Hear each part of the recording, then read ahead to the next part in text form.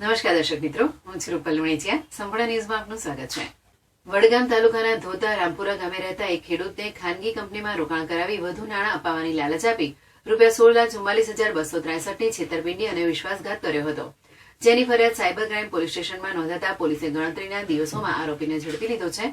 વડગામ તાલુકાના ધોતા રામપુરા ગામે રહેતા મોગજીભાઈ કેસરભાઈ ચૌધરીના મોબાઈલ ઉપર ફોન આવ્યો હતો અને મોગજીભાઈને કહેલ કે CNT ટ્રાવેલ્સ કંપનીમાં જોડાય તે માટે વાતચીત કરી હતી, જેથી તેમણે હકારાત્મક જવાબ આપ્યો હતો. ત્યારબાદ તેમણે લાલચ પેટે ₹13,500 અપાવી નફો કરાવ્યો હતો.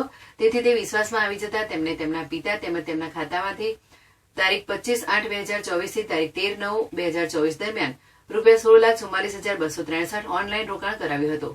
જેથી વધુ પ્રોફિટ મળવાની લાલચે મોગજીભાઈએ રોકાણ કર્યું હતું. ત્યારબાદ તેમની મૂળ રકમ તેમજ પ્રોફિટ ન આપી તેમની સાથે વિશ્વાસઘાત અને છેતરપિંડી આચરી હતી. જેના પગલે મોગજીભાઈએ તારીખ 9/10/2024 રોજ પાલનપુર સાયબર ક્રાઇમમાં ફરિયાદ નોંધાવતા સાયબર ક્રાઇમ PI VM ચૌધરીનો સ્ટાફ સાથે મળી અભિષેક ભમરલાલ ગોયલ, દરજી, ઉંમર વર્ષ 22, અભ્યાસ રહેઠાણ દરજીવાસ, જિલ્લો તાલુકો શેરગઢ, જિલ્લો જોધપુર, રાજસ્થાન ખાતેથી ઝડપી લઈ કાયદેસરની કાર્યવાહી કરવામાં આવી છે.